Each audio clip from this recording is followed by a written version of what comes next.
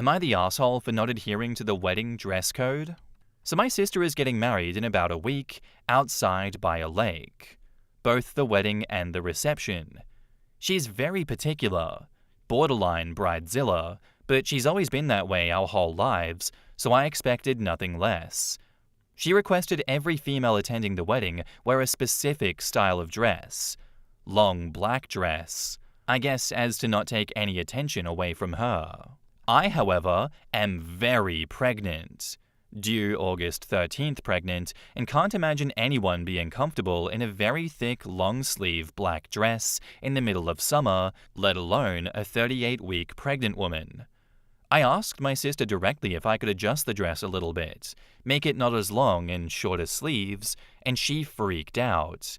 Told me I couldn't change the rules because then she'd have to do it for everyone. I told her I wouldn't subject myself to heat stroke, and she's putting people in danger by forcing them to wear black long sleeves outside in the summer. My mother told me that I was being ridiculous and I should just suck it up, but I think that my sister is the ridiculous one. I'm just thinking of wearing a nice black dress that I can be somewhat comfortable in, or not even going. Would I be the asshole if I didn't adhere to my sister's strict wedding dress code? In the comments, Spicy Oodles says, I don't want to say that you'd be the asshole. Your sister is being ridiculous, but I just wouldn't go if she's being that way. No need to show up and cause a scene if that's what will happen. I don't think purposefully going against her rules is right unless she agrees. I agree. I mean, I assume this dress code was known a long time ago. Opie should have brought this up at the time or when she knew it, not right before the wedding.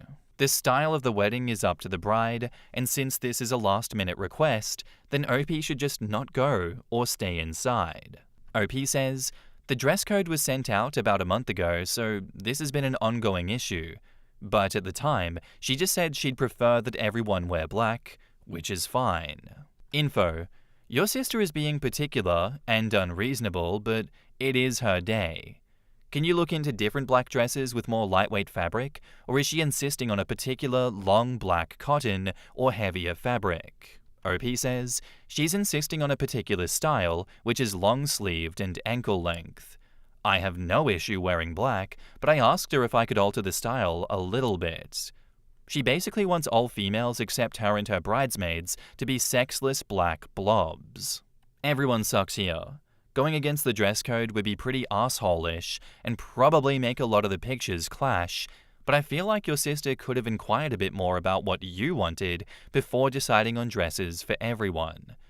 OP says, I don't want to not wear black, I just don't want to wear long sleeves / ankle-length thick dress at 9 months pregnant. The dress she sent me as an example is made of thick material, completely impractical for summer, no matter what the event. You're the asshole. This is your sister's day. Do what she wants for an hour and then maybe change during the reception. OP says she's having the reception and wedding in the same place, outside on a lake, so there would be no chance to change. Everyone sucks here.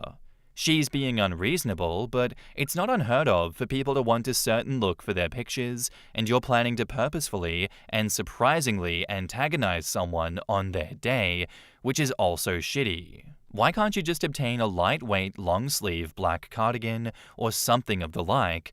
Then you'll match in all of the pictures, but will be able to take it off if you get overheated or just get a super lightweight maxi dress. OP says, I don't want to antagonize her, but I also don't want to get heat stroke from being in the 100-degree weather, or 37°, while I'm 2 weeks from giving birth.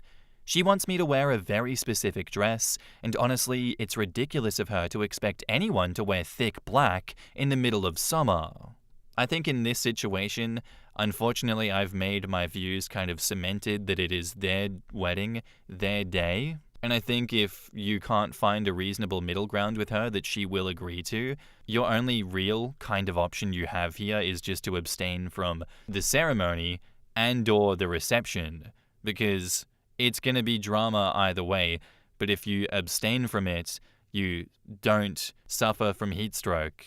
You don't have to put your life at risk, your baby at risk. None of that. There's just drama from you not being present because, oh, she wouldn't agree to my rules. Much like that story of OP not wanting her mother-in-law to feed her baby. That is a personal boundary that you have set. I guess in a sense, it's not your sister crossing a personal boundary of yours by forcing you to wear this. But I guess it's more like this is something we cannot come to an agreement on without someone giving some leeway. There is no good answer to this, and you're not the asshole for not adhering to the wedding dress code. I just think you shouldn't go. And now, on to the update. So I posted about a month ago about my sister requesting that I wear a long-sleeve, ankle-length black dress to her lakeside wedding in summer, while being 9 months pregnant, and I've gotten many requests to update. Well, I ended up having my baby like 3 days after making the post, so I was in the hospital when the wedding happened, so I didn't go.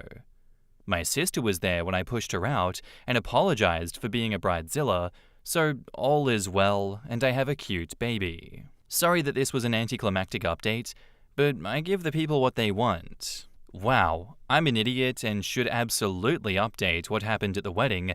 Sorry, I got that mummy brain.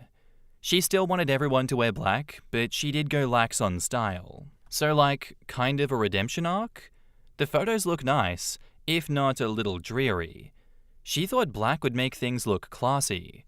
She looked beautiful though, so mission accomplished. In the comments, the temptation to dress as Morticia Addams would be strong. I love your dress, it's so tight. I'm officially feeling old. I keep reading about color and style coordination for people not in the wedding party, and it seems insane. I'm at an age when kids are starting to graduate high school / in college, so it's been a while since I attended a wedding. Is this common? My first instinct is to say that the bride is the arsehole because of the super strict dress code to begin with. I get not wanting people to wear casual attire, but this seems really over the top. It's becoming more of a thing. I'm newly engaged and in a lot of wedding planning spaces as a result. It strikes me as controlling, but I can see how a lot of recent brides reached that point. I attended a white tie wedding recently, bridesmaids in opera gloves and all, and still spotted somebody in jeans, and they were open carrying. Oh my god! In a frickin' New Orleans cathedral. It seems like a lot of people have lost the plot on dress codes, so then some brides just think to push harder to ensure that things go their way. I feel like open carrying at a wedding is insane. Some people are so insecure that it's mind-blowing. Also, the idea of marrying someone who would want this kind of dress code, or any dress code, just to be sure no one would outshine them, gives me hives. The fact that people were voting everyone sucks here or you're the arsehole on the original post is crazy to me. There was even someone who cited the "but it's her day" excuse. I don't know, guys. I'd love to see what you guys have to say about this one in the comments, because I'm still stuck on the mentality that it is her day. It's also his day as the groom. And what they want for their wedding day is gospel? I personally am finding it hard to unwind that thought process, because I do believe it is her day and she can do what she wants. She just has to deal with the consequences of those wants if they don't align with the practical reality that people like OP in this situation have to face.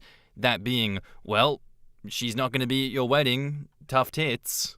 Yes, I disagree with the "everyone sucks here and you're the asshole" votes on the original post. That part's fine. And it's interesting to me that this situation worked itself out in the way that it did, in which she had the baby earlier than expected, and she didn't have to decline the wedding invitation based off of the disagreement that they had with each other. But yeah, I'm happy to listen to arguments against the "it's her day" excuse in the comments. I do want to widen my worldview and see where there are logical arguments to push back against people's weddings, because I know that bridezillas do exist and do ruin the fun with people, but the drama from it all is very fun for me personally. Thank you for the story and thank you for the update, OP. Our next post is by user ThrowAwayKillit, and it's titled, Am I the asshole for blowing up at my friend who constantly makes comments about my boobs? I have big boobs. I'm currently at 52 kilograms, and there's nothing that I can do to change the size of these things unless I have surgery.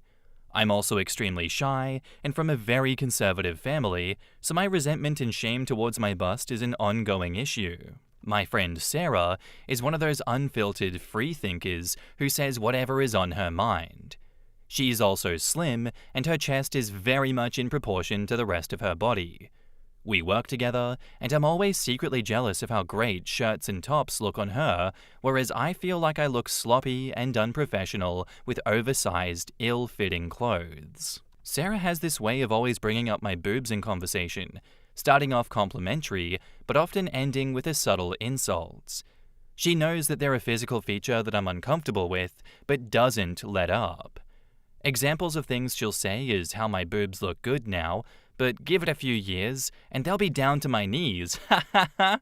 Shut up, Sarah. Or she'll show me comments on Reddit where people are discussing chest size preferences, and most are commenting on how much they prefer a smaller bust over large. Or just a general reminder of how work, or men, will never take me seriously because of my cartoon boobs. I know she's trying to have light-hearted fun, but it gets to me, and I've told her a few times to drop it before. Now we're working from home. We all have daily video calls and meetings. Uniform is not necessary, and we can wear what we like. A few days ago, it was extremely hot, and I was wearing a lighter, more revealing top than my usual baggy cover-ups. During this video call, in front of 6 other colleagues, Sarah starts vocalizing her thoughts on my appearance. "Holy shit, put those away! You look like you're in a porno! We don't need to see that first thing in the morning!" I was mortified. One other colleague laughed along, but the rest looked uncomfortable. I felt close to tears. I made an excuse and left the meeting. Sarah called me up half an hour later asking me what was wrong, and I went off on her. I told her to go fuck herself and was sick of her constant jabs about my appearance. I went on a 10-minute tirade and hung up. Sarah's been off sick since that day, and we haven't spoken again. I'm wondering if I was too harsh and maybe should call and apologize for my outburst. Was I the asshole? In the comments, info. Have you been clear before about how you feel about her comments? OP says, yes, several times. I had even opened up to her a few years back about my personal insecurities, stemming mainly from my family making me feel ashamed of them. Sarah is fully aware that it's a sensitive issue. Absolutely not the asshole. On a work call? That's workplace harassment. If it ever happens again, contact HR. No need to wait for it to happen again, OP. You could, and probably should, report this to HR right now. Not the asshole. As a fellow large-busted lady, they are not in proportion to my body type and size, comments make me uncomfortable too. She's probably making jabs because she's jealous and insecure, but that doesn't excuse her behavior. You told her to stop, and she didn't listen, and then made everyone else uncomfortable with her comments as well. She didn't listen the first time, so she deserved the 10-minute lecture. This is exactly what's going on. She's fixated on OP's boobs because she's jealous of her size. Not the asshole. You should go to management/HR if this ever happens again because it's straight up harassment. Also, I don't even know you, but I'm incredibly angry at all the people who made you feel shitty about your body. Your boobies and the rest of you are beautiful and valuable and deserve no hate whatsoever. I wish you well on your journey to self-acceptance. Back up to the post. Edit 1. I'm fuming. I just spoke with a colleague, John, who was a part of the video call that day, and he told me that Sarah's been telling everyone that it's me that's been bullying her and making her feel insecure about her appearance. When she made those comments during the meeting, it was in retaliation to how I've made her feel. Apparently I said she looks like a boy and called her flat-chested and ugly several times in the past. Oh, classic projection. God, I love the smell of projection in the morning, guys. I have never and would never say this. I don't even understand the stupid boy body insult because a small bust has always looked very beautiful and classy in my eyes. Shout out to busty femboys. Anyway, John knows she's full of shit and has suggested that we speak with HR. The others will also back me up. I know most people here suggested that I do this, and I wasn't sure at first, but fuck it, I'm reporting her. I don't know why I ever considered her a friend. She's fucking mental and annoying. Edit 2, I now feel stupid for even asking the question, am I the asshole? I thought I may have been at one point because the video call was amongst mostly workmates rather than clients, and I wasn't sure if my sensitivity towards my body image made me overreact to a joke that could have been innocent, and I now realize it wasn't. I've also spoken to another coworker who was closer to Sarah, and she thinks that Sarah may have already reported me to HR. She said the phone conversation that we had after the meeting was filled with abusive, bullying language and physical threats. It wasn't a pleasant phone call, but the worst thing that I said was for her to go fuck herself and that I don't want to speak to her again. The rest of the conversation was just rehashing all the comments that she made about my body and how it made me feel. She also claimed that I've been making inappropriate jokes about her appearance and work ethic throughout the years, and this confrontation was a long time coming. She also suggested that I've convinced the guys in the office to take my side by being a flirt and a tease. Did I mention that I'm stupidly shy? I'm feeling some every accusation is a confession vibes here. My head is swimming, and I think I may be dealing with an actual psycho. I don't know how it's come to this ridiculous level of craziness. All I wanted to do was get on with my fucking work in peace and get through this crappy time, but now I have to deal with this bullshit. Update, just to answer a few questions I've seen. I've contacted HR with my complaint. I have a lot of old text messages and emails with comments and memes that Sarah has sent making fun of my chest size. John and other colleagues are fully supporting me as well as my manager. It'll take a while for them to get back to me, but I'm confident that things will be sorted and that Sarah will be dealt with. My breasts alone are not 52 kilograms. My overall weight is 52 kilograms.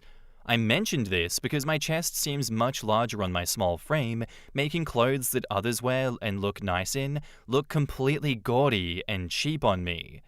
I can't lose any more weight to make a difference on my bust size. I won't get surgery, but I have been working on my body image issues, which my shyness and upbringing did a number on. People's comments don't usually devastate me as they once did, but Sarah obviously tried her best to break me down. Thank you to all for clothing suggestions. I will definitely look into tailoring some tops and have spent some time checking out Bravissimo, which looks great. In hindsight, I should have confronted Sarah more sternly in the past, but I guess I was trying to avoid conflict. Others have suggested that I may have allowed her to gaslight me, which may be true, but I just want to move on at this point. Update 2. My coworker Lucy, who keeps in contact with Sarah and told me earlier that Sarah may have reported me to HR, has just phoned to tell me that Sarah has suffered a serious panic attack. Lucy does not want to take sides, but has suggested I reconsider taking drastic action. Yeah, like that'll happen. Sarah is too unwell to talk to me herself, but has asked that I drop my complaint and she will drop hers, citing the whole thing as a misunderstanding and stress-induced disagreement. Yeah, good luck with that, Sarah. Nice try, buddy. I've had panic attacks before in my life, and I seriously felt like I was gonna die. It's a horrible feeling, and if Sarah has honestly just had one herself, I don't want to push her too far. I still want to address her comments over the video call, but I'm wondering if I should just drop the other complaints. Sarah has asked to move teams so that we don't directly work with one another, but it doesn't seem that she wants to apologize yet. And just to clarify to people who assumed that I was wearing a bikini top or a boob tube during the meeting, I wasn't. It was a short-sleeved plain shirt which hugged my breasts more than my usual baggy tops. I don't like to hold grudges, and I think getting her fired during a time like this may be a shitty thing to do. I feel she's already punished herself by displaying this fucked up behavior to others and losing a lot of respect from coworkers. If we don't ever have to interact with one another, then I'm up for that. I have a suspicion that Sarah may have found this post in Reddit, which I thought I would feel bad about, but I really don't care. Last update. I'm not dropping any of the complaints. Sarah, fuck you, Michelle. and I have spoken, and although it started off promising, she is mentally unhinged and without a conscience. I did not realize how deep her hatred runs. Not only did she mock all those things that I had told her in confidence about the way that my family treated me growing up, she accused me of fucking every guy from work to get ahead. Now I know where some of those fake office rumors about me came from. I've been such a naive idiot and allowed my shyness and aversion to conflict to stop me from fighting people who manipulate and walk all over me. I don't need this misery in my life. If she's reading this, get professional help immediately. I know you desperately fancy John, and as you said, despise the way that he looks at me, and I know that it bothers you that he took my side and has been a great support. Maybe I will go for drinks with him when lockdown ends. If I don't make any new updates, just assume that the right person was reprimanded and faced the consequences of their words and actions. There was a lot of updates there, and I didn't really want to interrupt it with my opinion on the situation at the time, because it kind of just kept getting better and better, and I want as much information as possible before I give my assessment. But I really think it boils down to me and my personal philosophy of respect is earned. And I think with all the bullshit that she was doing in the workplace to OP, you can't let up on making her face consequences because it will never end. She knows what makes you tick, OP. She knows what she can do and say to emotionally manipulate you to get her way, to escape consequences. That's why she talked about the panic attack. It seems to me as though you had been a bit too open about your life with this absolute scoundrel. And she took that and weaponized it against you, spread salacious rumors about you within the workplace, and now wants to avoid taking responsibility for her actions while leaving the door open to double down on her actions in the future, knowing that she can get away with it. Hell to the nah, to the nah. I'm surprised you even had a final conversation with her in which she just went full bore on you with her insanity demons and showed you just how truly unhinged she was. This is a dangerous person. This is someone that you cannot trust at all with anything going forward, and I'd be pushing to have her straight up fired. Potentially blacklisted from the industry that you work in, so that this can't come back to bite you in the ass. I'm so serious about that. I feel like she should void her ability to work in that industry for doing this to you. Just not a trustworthy individual at all. Fired at a minimum. Not the asshole, of course. And now onto the final update. So I took into account the advice offered, and I thank you guys for your help. HR meeting call with supervisor went well. The main incident in my original post wasn't recorded, but all 6 colleagues wrote a statement confirming what Sarah had said and how inappropriate it was.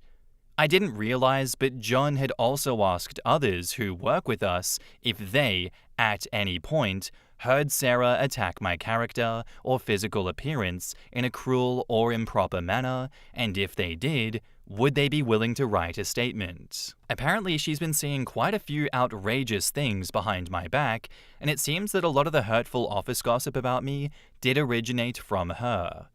I submitted a few examples of messages and emails sent by Sarah during work hours, taking jokes about my appearance too far.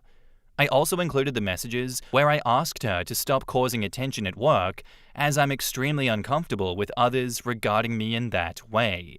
Her claims of my bullying her and calling her flat-chested and ugly at work were dismissed, as she couldn't specify dates or find anyone to corroborate her story, or even provide any examples of me ever being hostile or unprofessional. The phone call that we had after the video team meeting where she claims I used threatening language against her was also disregarded, as no recording was made and it was her word against mine. Luckily, I don't think they believed her on this point, as I've never displayed anything near the type of aggressive behavior that she was accusing me of, and my character references had me down as the quiet sort who gets on with work. While things were being reviewed, Sarah decided to quit. She's still adamant that I bullied and threatened her and felt no choice but to leave the toxic work environment that I created. Let the door hit you on the way out, Sarah. I've been reassured that there was no wrongdoing on my part, except that I should have reported things much sooner when inappropriate comments first started. From what I gather, Sarah's general behavior at work raised concerns for a while, and I wasn't the first to complain about her. Some people were confused as to why I had considered her a friend in the beginning. When I joined the team 3 years ago, it was my first job out of uni, and I was incredibly nervous, but Sarah was the first to ask me questions and offer to hang out.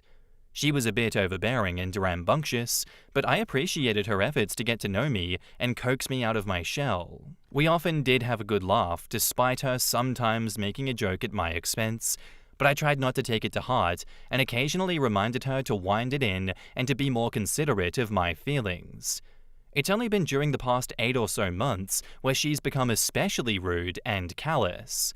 I still referred to her as my friend of sorts, but I never thought that she would take things as far as she did. Edit.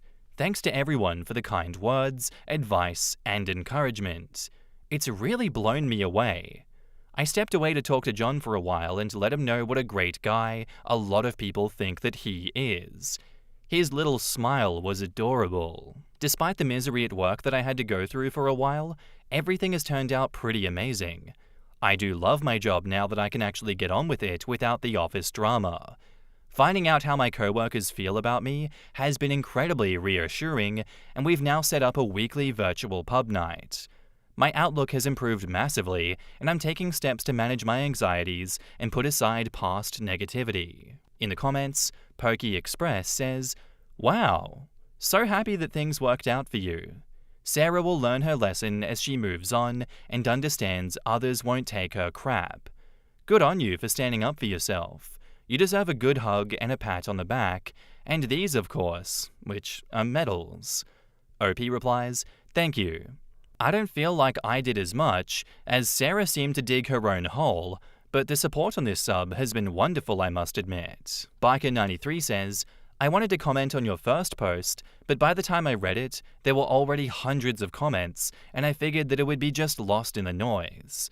You mentioned how hard it was to look good in clothes that are modest. I can appreciate that. My wife was very large-chested, but had the surgery. I don't know. I wouldn't recommend it. It was a pretty major surgery, and she seemed to suffer quite a bit. I've never asked her what's the point. It's downstream, but she might disagree with me. Anyway, I wanted to suggest a clothing style a coworker figured out. She was very large-chested too, but also very slim.